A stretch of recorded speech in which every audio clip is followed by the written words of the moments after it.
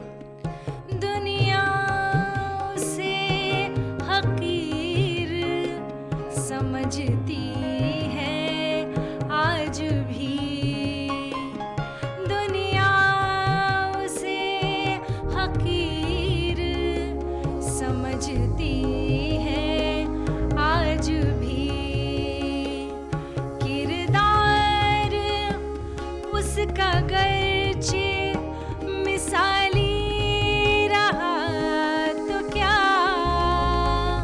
किरदार उसका गर्चे मिसाली रहा तो क्या खासा मेरी निगाहों का खाली रहा तो क्या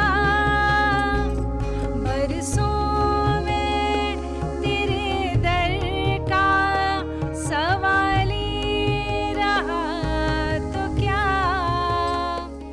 बरसों में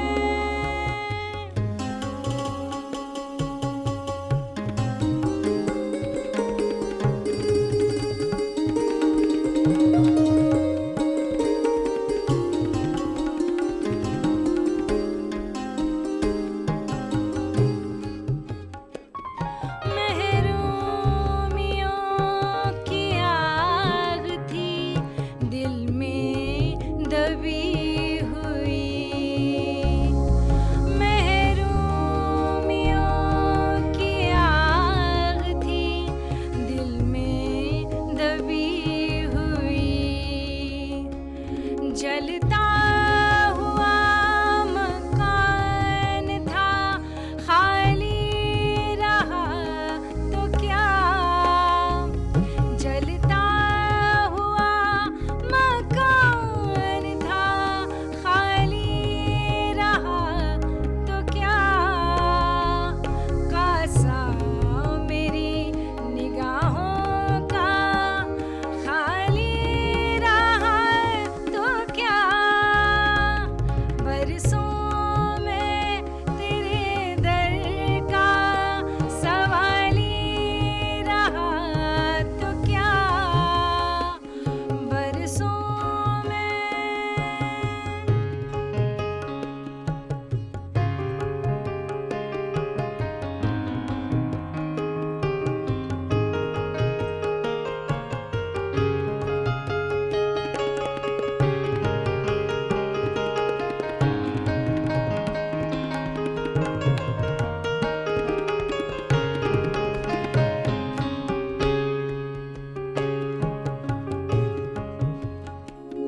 हसरत टपक रही है दरीचों की आँख से हसरत टपक रही है दरीचों की आँख से उजड़े हुए मकान का वाली रहा तो क्या उजड़े हुए मकान का वाली रहा तो क्या कासा मेरी निगाहों का खाली रहा तो क्या बरसों में तेरे दर का सवाली रहा तो क्या कासा मेरी निगाहों का खाली रहा तो क्या बरसों में तेरे दर का सवाली रहा तो क्या सवाली रहा तो क्या सवाली रहा तो क्या सुलगती रेत पे चलना पड़े खुदा न करे, सुलगती रेत पे चलना पड़े खुदा न करे, मेरी तरह तुझे किस्मत बरहा न पा न करे। नाजरीन, रम्ज़ अज़ीमाबादी की शायरी ज़िंदगी के तकलीफ़ दे तजर्बात और एहसासात का बयान है।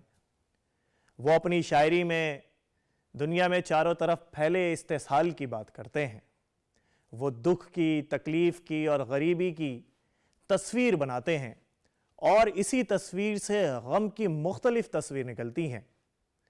रम्ज़ की शायरी में रमज़ियत है, अफादियत है और इसी रमज़ियत और अफादियत को बड़े बड़े सुखनवरों ने और अदीबों ने माना है।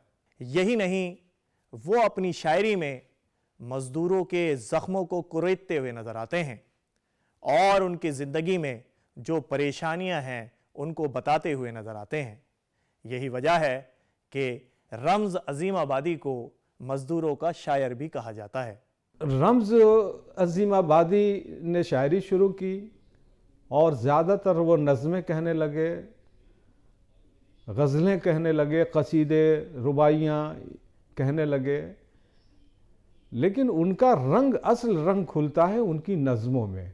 उनकी नज़मों के मौज़ूआत बहुत ही मुतनव्वो थे। वो अमन पसंदी को चाहते थे। वो दुनिया में आलमी सतह पे, जो मुल्की सतह पे जंगो जदाल उसके ख़िलाफ़ थे, फ़िरका परस्ती के ख़िलाफ़ थे, हिंदू मुस्लिम भाईचारे को पसंद करते थे, अमन हो, शांति हो, इसके लिए अपने अशार में, अपनी नज़मों में वो अक्सर शेर कहते थे। उनके दो मजमूए आए, नगमे संग और शाखे ज़ैतून। एक तीसरी किताब आई उनकी शख्सियत और उनके फ़न पे। रम्ज़ की शायरी पर जब हम नज़र डालते हैं, गायर नज़र डालते हैं, तो पता चलता है कि उनके यहाँ नज़में, गज़लें, क़तात, रुबाइयात, इन तमाम चीज़ों को पढ़ने के बाद एक अंदाज़ा लगता है कि रम्ज़ के यहाँ गज़ब की रवानी है और गज़ब की फितरी सलाहियत दिखाई देती है। रम्ज़ के यहाँ ज़ुबान बहुत ही सादा, बहुत ही सहल मिलती है। रम्ज़ जदीदियत का ज़माना देखा रम्ज़ ने, लेकिन रम्ज़ ने किसी तहरीक और इज़्म को कभी भी उसको नहीं अपनाया।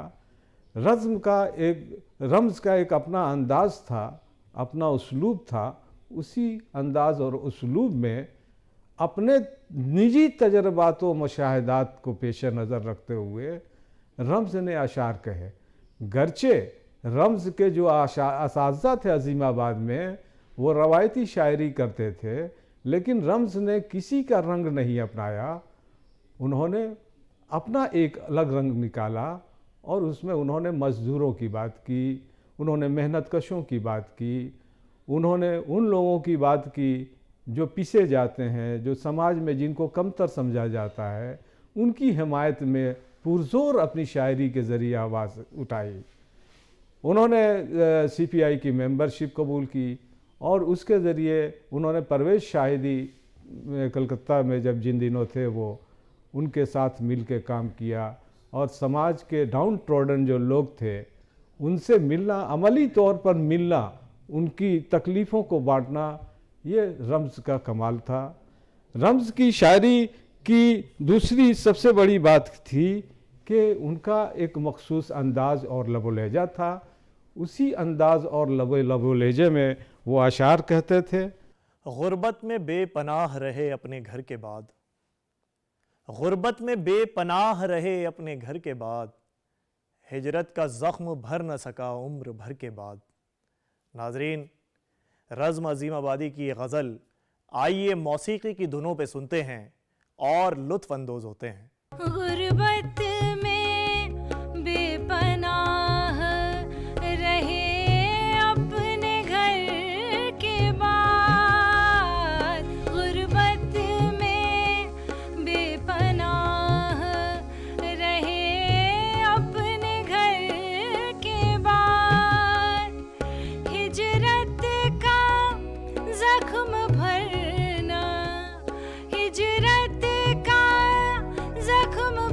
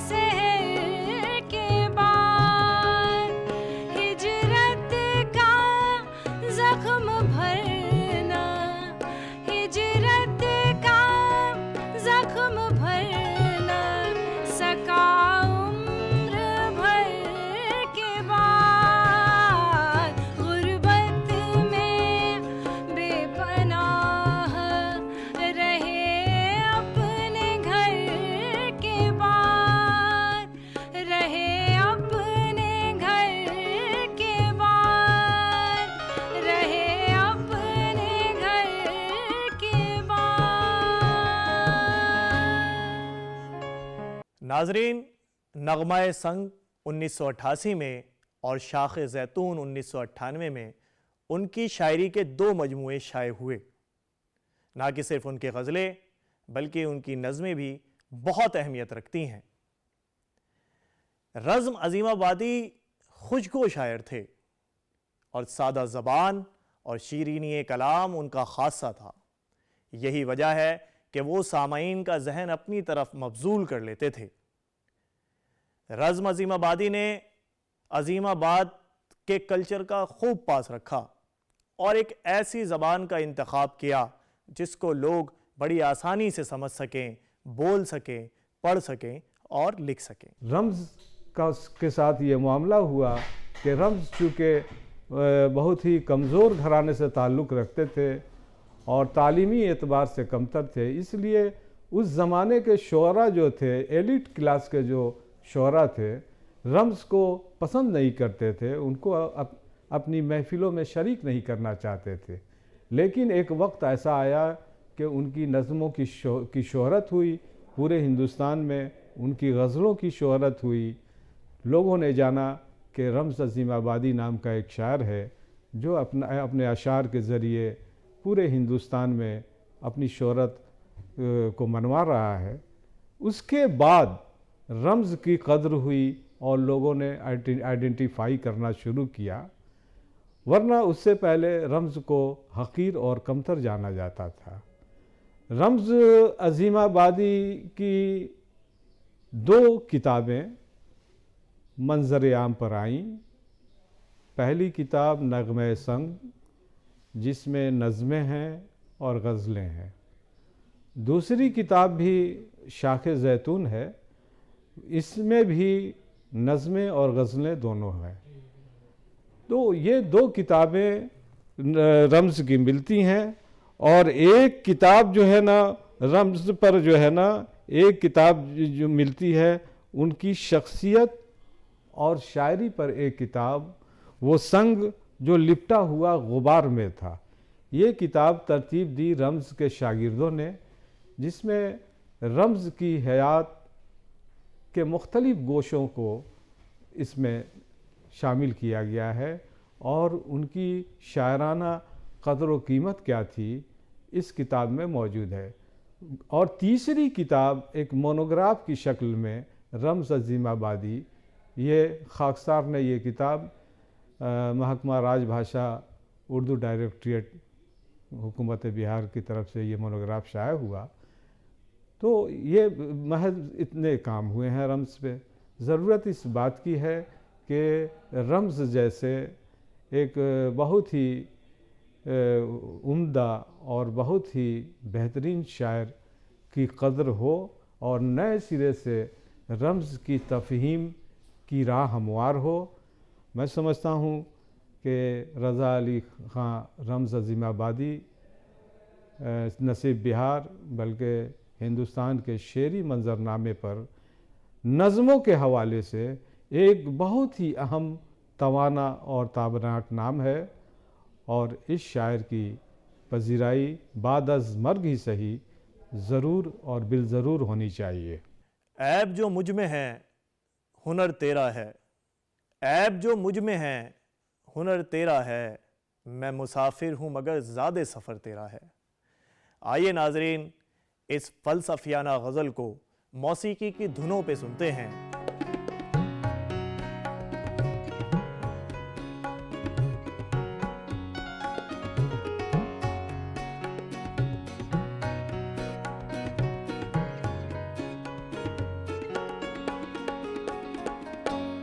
ऐब जो मुझ में है मेरे हैं हुनर तेरा है, ऐब जो मुझ में है मेरे हैं हुनर तेरा है। मैं मुसाफिर हूँ मगर ज़्यादे सफ़र तेरा है, मैं मुसाफिर हूँ मगर ज़्यादे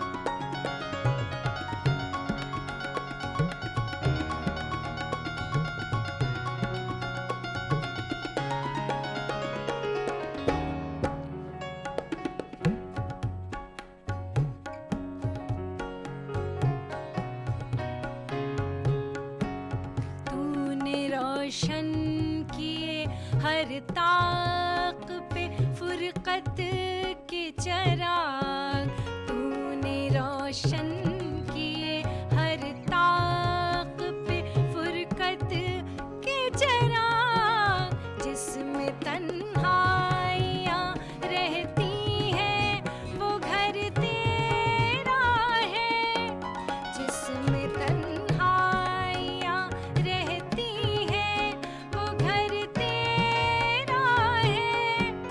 मैं मुसाफिर हूँ मगर ज़ादे सफ़र तेरा है, मैं मुसाफिर हूँ मगर ज़ादे सफ़र तेरा है, ऐब जो मुझ में है।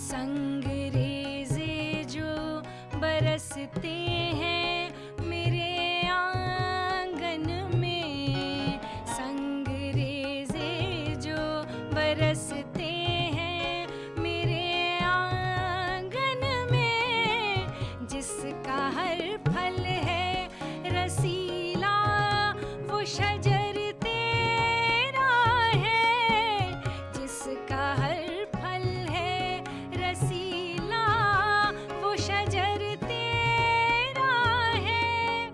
मैं मुसाफिर हूँ मगर ज़ादे सफ़र तेरा है, मैं मुसाफिर हूँ मगर ज़ादे सफ़र तेरा है, ऐब जो मुझ में है।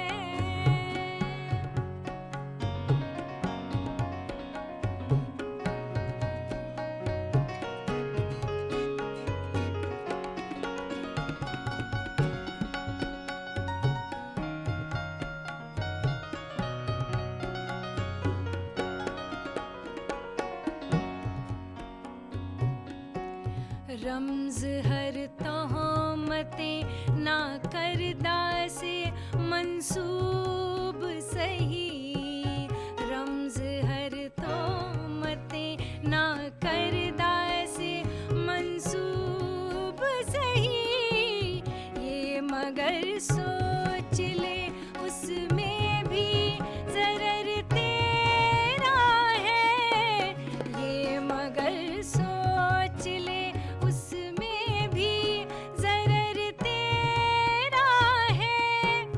मैं मुसाफिर हूँ मगर ज़ादे सफ़र तेरा है, मैं मुसाफिर हूँ मगर ज़ादे सफ़र तेरा है, ऐब जो मुझ में है मेरे हैं हुनर तेरा है, हुनर तेरा है, हुनर तेरा है।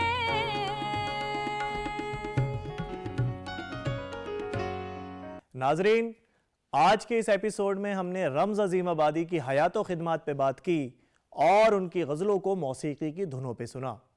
मुझे उम्मीद है आपको ये एपिसोड बेहद पसंद आया होगा। अपनी कीमती राय से नवाजते रहें और अपने मेज़बान सलमान सईद को इजाज़त दें। खुदा हाफिज़।